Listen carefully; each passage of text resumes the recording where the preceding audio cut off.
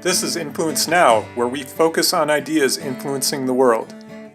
And today we have Luckyleo Dancewear, and I have with us the founders, Chelsea and Heather. Thank you, ladies, for joining us. You guys, ladies, have a unique story that I just met you, by the way. I should tell our viewers how I met you. We met at the OnDeck Challenge, OnDeck ONWARD Denver Challenge last week. You ladies were actually the winners of the challenge, which you have an amazing story that we're going to dig into today.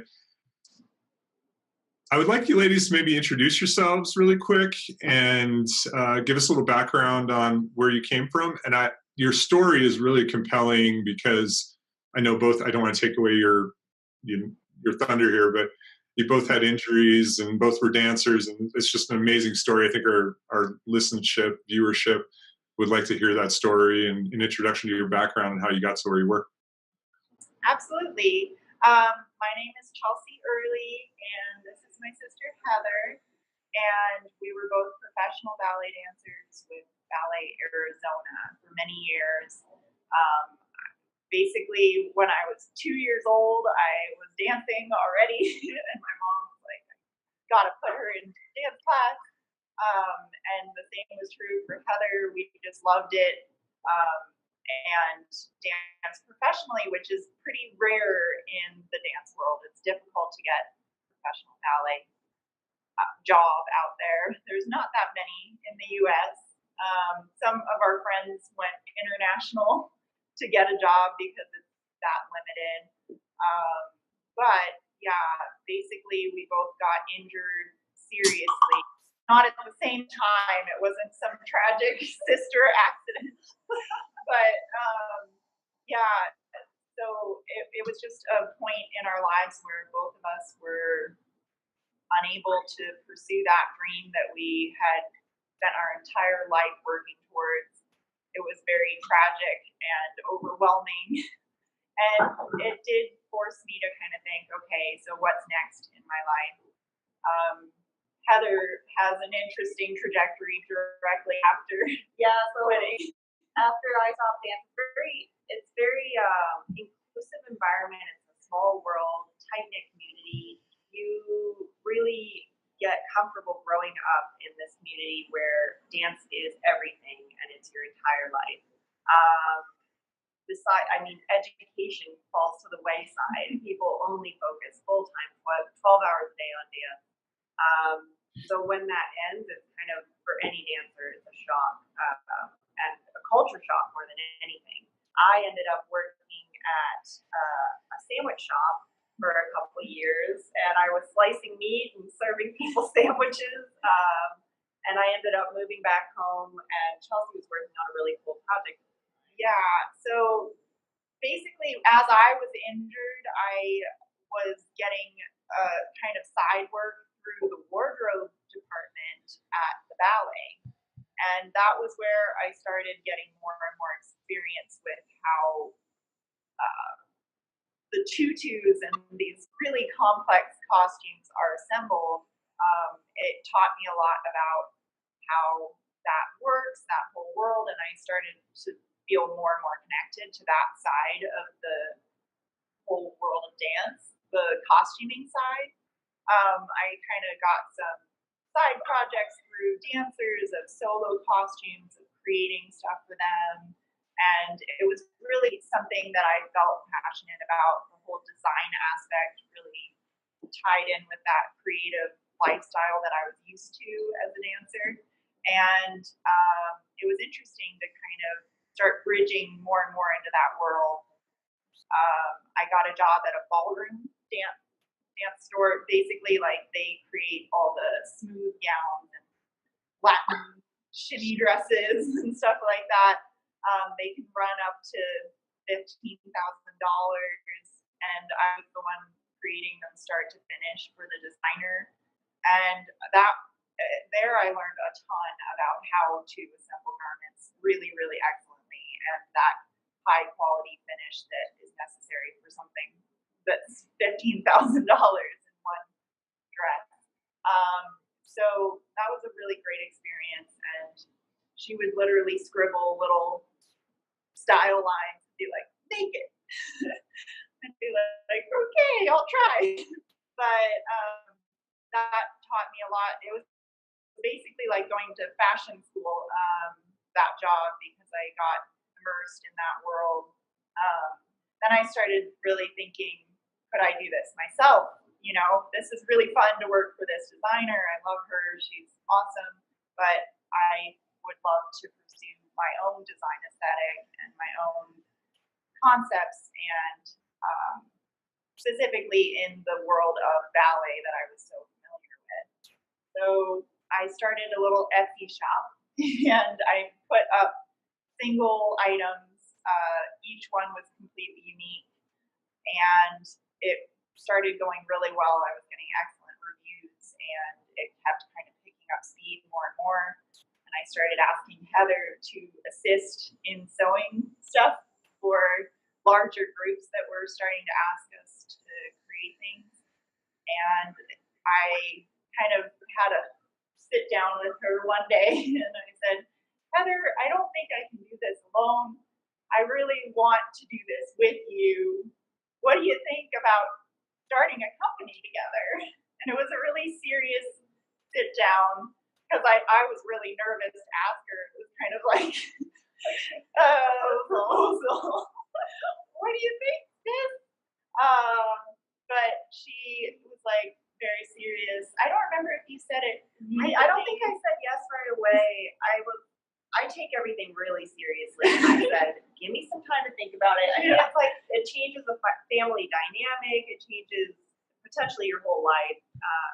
We didn't know it would become this big, but it's still a big decision to work with family members. We talked it over a long time and decided to go for it. And our first meeting was about the name. We came up with the name Luckyleo Dancewear, and it's history since then. Yeah. So I actually am curious about that. Where did the name Luckyleo come from?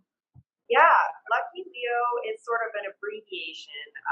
Leotards are called Leos in the dance world. It's just a sort of slang shortening of the word leotard.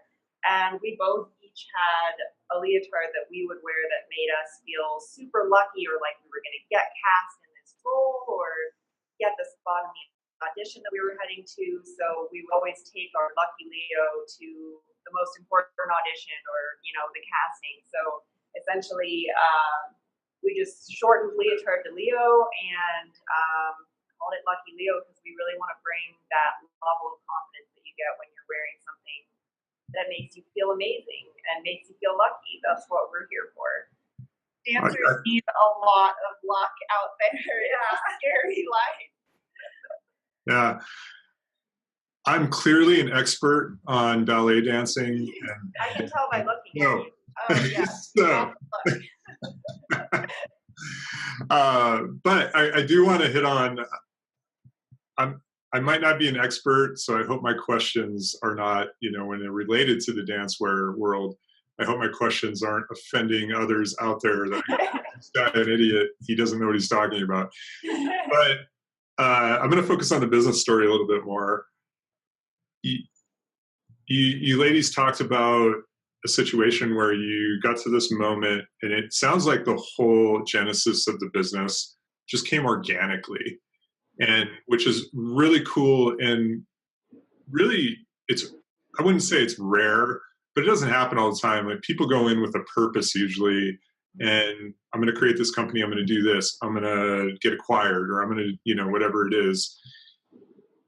I'm curious if when you came to that moment, and I think we've all been there as small business owners or medium-sized business owners, or if you're a professional at some leadership, jumping off of that ledge I think it is a serious decision. And some people, you know, don't take it. So I think it's good you have a yin and yang almost, because one of you was just like, let's do it. And the other one, well, let's think about it. And I think that might balance you two ladies in a way. But what ultimately was the scariest thing for you in making that decision? The initial decision to start the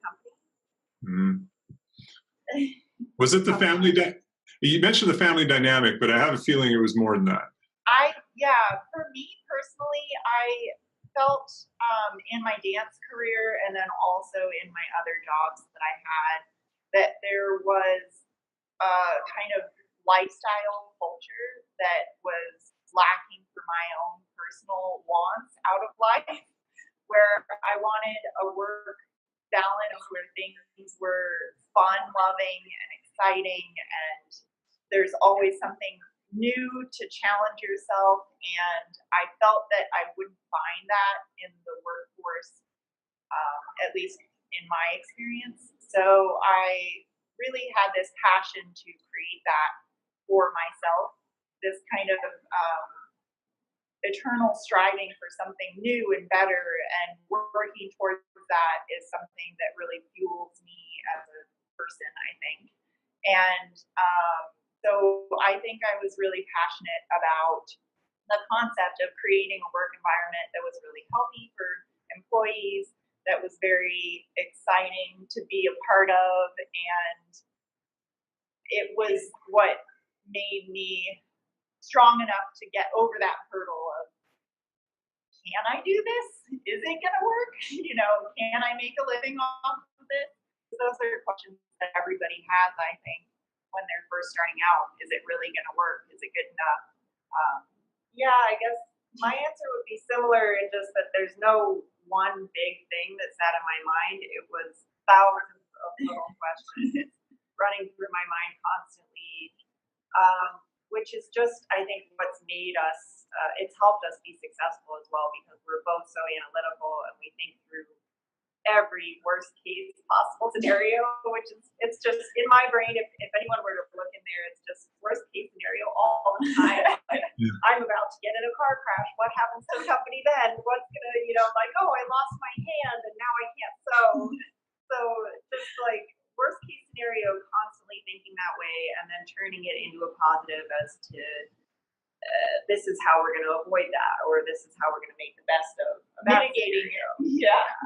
Yeah, I think that's a good thought process that I think really successful people fall on, is thinking about all of the different tangents and scenarios that could possibly happen, and making it into a positive is a difficult thing. And that's usually probably what talks people out of doing a business. Sure. Is all the things that could possibly happen. Right. And am I thinking about all of the things? And I think all of us, I'm included in this, that when I think about business and the different tangents, I absolutely think about all the negatives that could possibly happen in the worst case scenarios. And I think what you realize in those situations is it happens more often than you think it might happen. Like you end up in a situation where, wow, the worst case situation, I mean, maybe not the worst case, but dang close to the worst case, happens quite often. And if you're prepared for it, that it's not a surprise and you're able to overcome it. And if you're not thinking about these things, you're never going to be a successful small business owner, because you can't overcome it if you're not prepared for it. So that's fantastic. I'm going to jump into just how successful your company is. I mean, where have you gone from? You were in Arizona at one time, you were at Etsy, and where has that, from like employee standpoint, and if you don't want to share financials, that's fine. I totally get that. But where have you gone from, like, space-wise, everything, moving? I believe you moved to Denver, or what was it, a couple years ago now? Yeah.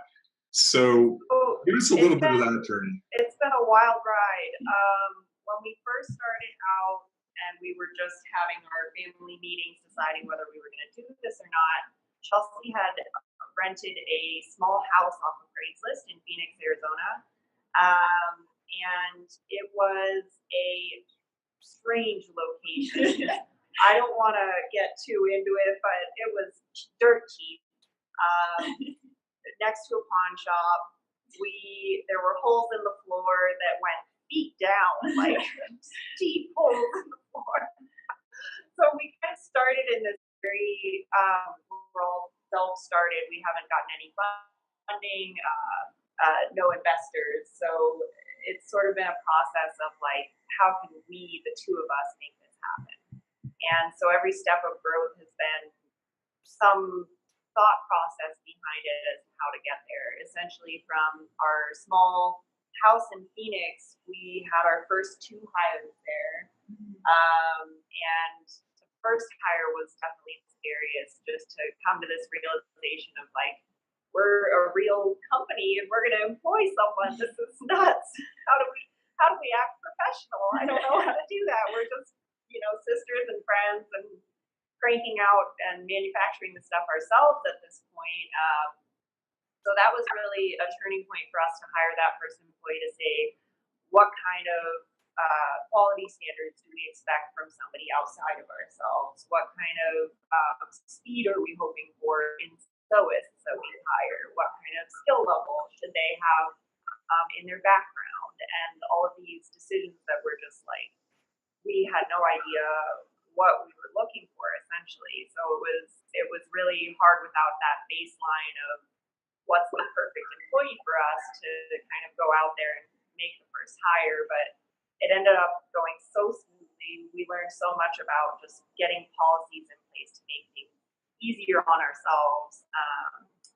And from there, we moved to Denver 2 years ago, and as soon as we moved here, the growth has just been, So now we're a team of 17, 2 years later, and we just have really built the systems. And I think that that's been the biggest part of our success is our organization within the team itself and establishing a protocol, adapting it if necessary, but trying to set boundaries, set systems in place so that we can grow and have it running itself in a way as we continue to expand. So that's what our employees always say. They're like, this is the most organized sewing workshop I've ever been at. I love it because a lot of seamstresses are very organized, meticulous people anyway. So it's nice to have that kind of system and boundary to how your day is going to look. And I think that that's why we've grown so quickly is that we've created this environment that's understandable. There's a job, a task, and then you complete it, and then we're like, yay, you did it. And so we can focus on growing the business. And it's been really exciting to have production fully done by our team now. It took a long time to get there because we started off doing everything ourselves. But we've been moving more and more towards the growth of the business, product development, and expanding from here, which is exciting. So now that we have this like incredible sewing team working for us, so many of them actually don't even have experience in the design world or the fashion industry, and they've been taught by the two of us. And so we have a sort of training method that we've come up with for people who just want to start to get into creative jobs instead of, not necessarily having the usual background that one would have. But we now have this incredible team. They're amazing. And so we're producing an insane amount of leotards every week, and we're shipping to over 64 countries. And it's all done through our online website. It's insane. Speaking of the online website, that's going to be a good segue for where I wanted to go next, and that's the marketing conversation. And you do an amazing job on social media. I think you're currently up to like 4,000 followers on Facebook. I'm not sure what your Instagram looks like, but imagine it's way better than Facebook. Yeah. We're embarrassed. I think we're up to 84,000 followers on Instagram. Fantastic. Yeah.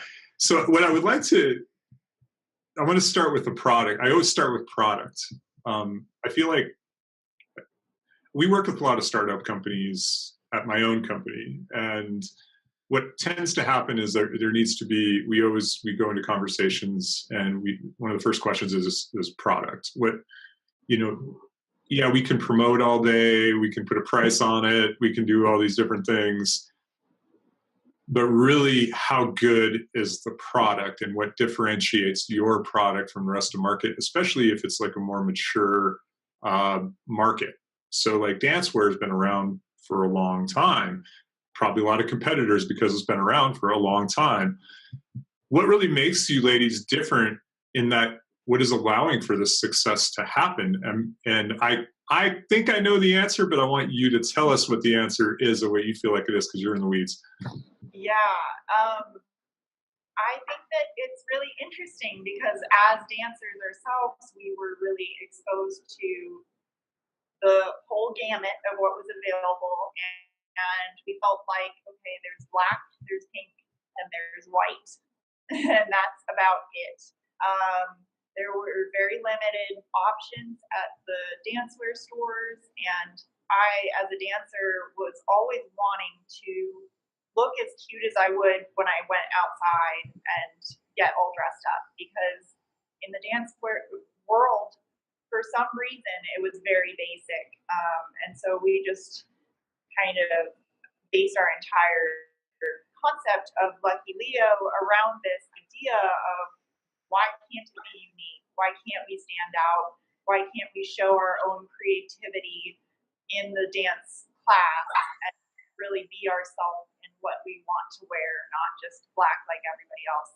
And there are dress code restrictions for a lot of dance schools, but still within that, we're like, can't black be exciting too? Like, it doesn't need to be a spaghetti strap pouring leotard. Let's spice it up with something different. So I think that that was a big part of our success, was how exciting our stuff is. It's actually colorful. It is made out of prints that are hand painted by myself, and then Heather develops them into a digital repeating pattern, and we print that onto fabric that is exclusive to Luckyleo, and write down the aesthetic that other dancers are going to love, and we know because we've been there. You want something a little softer and a little bit prettier, and demure, not like swimwear naturally is, and that's usually what other dance, other competition uses, is just using spandex off of online sources. So I think that us establishing this creative internal process of printing has been a huge component to our success as well, and very easy to market, like you're saying, because it's exciting. It's something you want to talk about as a dancer. You want to share it with your friend because nobody else is doing it. I think just to add to that, kind of touching on what you were saying about things happening organically for us, that whole creation of that foundation for our company was so organic for us. It was so easy to come up with, I want to be a dancer that's in the studio and looking really unique and standing out and expressing my own creativity through what I'm wearing, just in the same way that fashion is, and being able to kind of offer customization that not a lot of other companies can do, and do it all here in America and made by hand, is a way that I think in general America is shifting, that they want to see things made here. They want to see high quality, slow fashion instead of fast overseas, fast fashion production. So it just fell into our laps, and it all aligned with our belief system, really, in what we want to create. Just that the culture is sort of shifting that way too, and so awesome timing for us. Yeah, I also noticed on the website that there was, and I don't know how many competitors are actually doing this too, and that is the build your own fashion, basically. And you ladies allow for people to actually order their own fashion and their own, which allows them to express themselves in their own way outside of your amazing design ideas. So an opportunity for the dancers themselves to become the designers that we have in a way.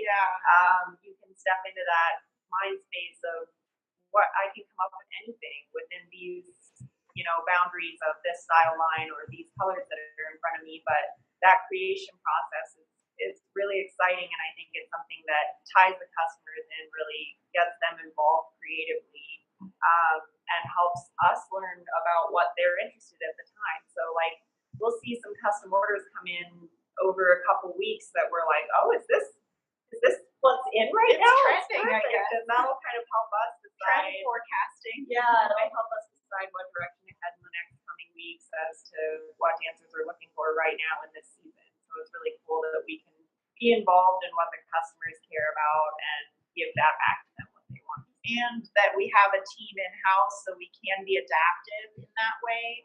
A lot of other dancewear companies just do bulk production overseas, and it's totally different. It's a whole different story. You can't adapt to the market in the same way that we can, where we're always trying to cater exactly to what is relevant in the dancer's life right then. So it's really exciting. What is one more marketing question, and then we got to wrap pretty quick here. But I'm curious what the most successful, because you clearly are having success, and it sounds like organically for the most part on social media because of just having a great product and people wanting to share that product and to be a highly consumable and shareable type of thing, because you ladies have done an amazing job with the photography, setting up the shots, the dancers that wear the stuff, which makes it a lot easier for people to want to share that stuff. What has been the most successful marketing tactic for you in general, and what advice maybe can you give in maybe more broad sense to others? I love talking about this because it's so much fun. I think that social marketing is so much fun. And if you come at it with that viewpoint of like, these are all my friends out there and let's connect and do something cool together.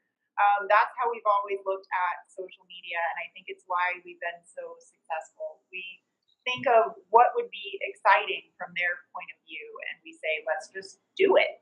So, I mean, we have done giveaways, which I think has been a huge component of our success, but we've also featured our customers on our feed, which is really showing everyone that anyone can be this beautiful and unique.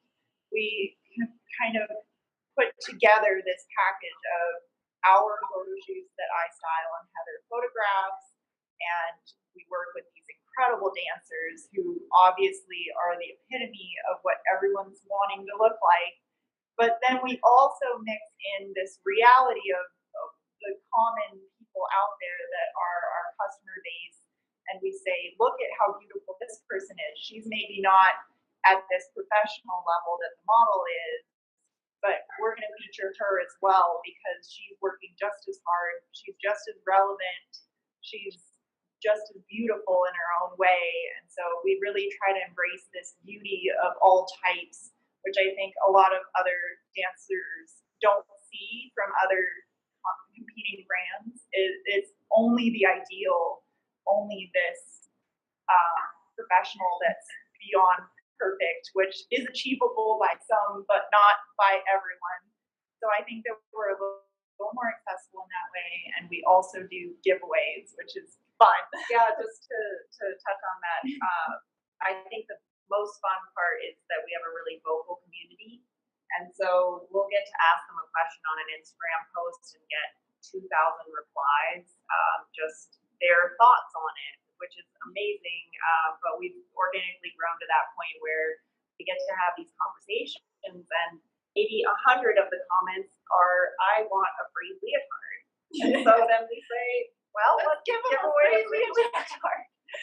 So it's really just like hearing what the customers, what sounds fun to them right now, and what sounds like it would garner the interest of a lot of different people. And just, we literally did that. We said, what do you guys want to see from us? And they said a free leotard. So then we put up, I think it was 1 or 2 leotards on the web, and it was just free, $0. And the first person to click it got it.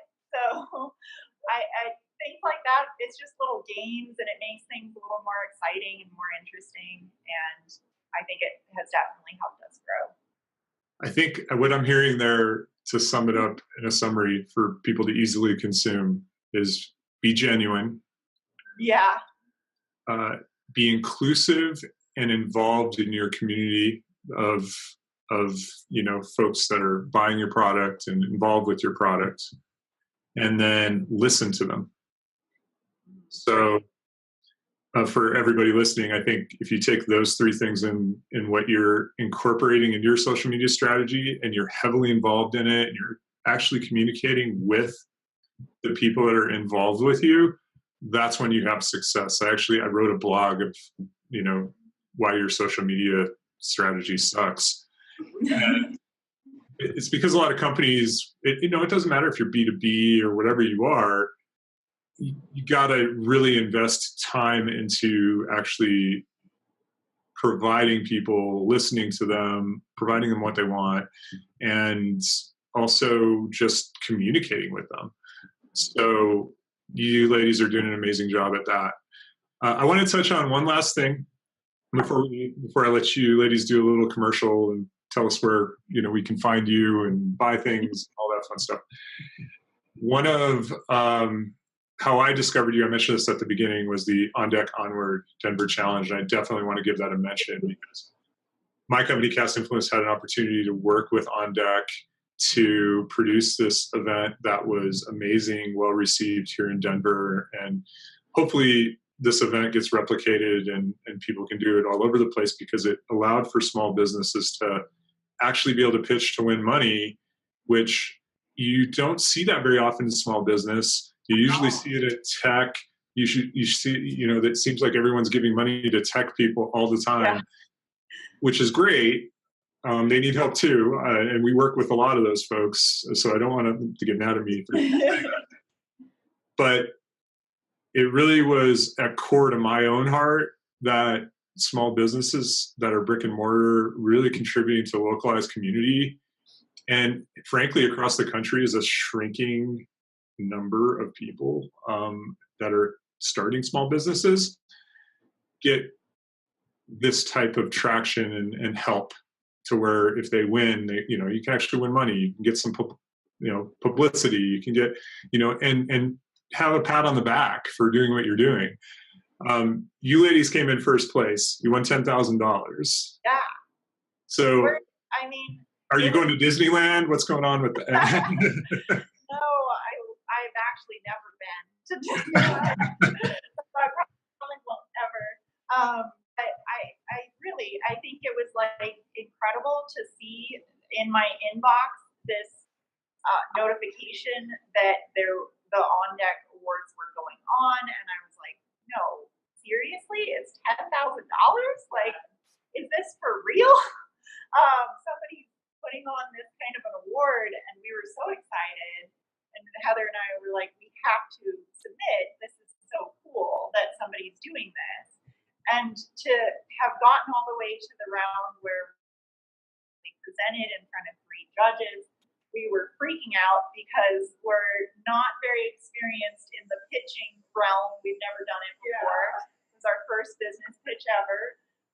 We actually went on Instagram and we were like, have any advice in our story for public speaking advice? And they were so sweet. They all responded with like encouraging remarks. But I think it was really awesome to go and have this opportunity for a business presented to us. And then the fact that we actually did win the 10K is really unbelievable. We are still in shock. Yeah, so exciting. But the biggest part for me that excites me the most is that we actually will be able to start printing in-house because of this grand prize winning. And I think that that's exponential for our growth, and our trajectory as a company can really expand in the way that we've been dreaming because we got awarded that. So it's huge for us. Yeah. We're excited. Yeah, I think you ladies are going to be spending that in the right place, and that's exactly what the event was created for. So congratulations, that's fantastic. Thank you. Yeah, and lastly, so we'll sum it up with where can people find you? How can they connect with you? Clearly, Instagram is one way. So give us all the handles, give us all the follows, give us the website. How can they find you? So our website is www.luckyleodancewear.com. Our Instagram is Luckyleo Dancewear, same for Facebook. And we are heading up all of that. We're constantly answering any private messages on Facebook or Instagram. So we're at the helm of it all and ready to talk with anyone that wants to chat. And yeah,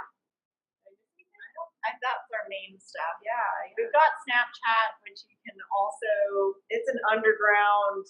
We release a lot of secrets on Snapchat. Luckyleo DW is our Snapchat. Yeah. Fantastic. Well, thanks again, ladies, and for InfluenceNow. You can find InfluenceNow. I'm Justin, the host, and you can find us on InfluenceNowPodcast.com. Please do view all the rest of our podcasts. We have some amazing stories from a lot of just awesome business owners like these ladies, and we'll continue to keep producing this if you keep listening. So thank you, and we'll talk soon. Thank you.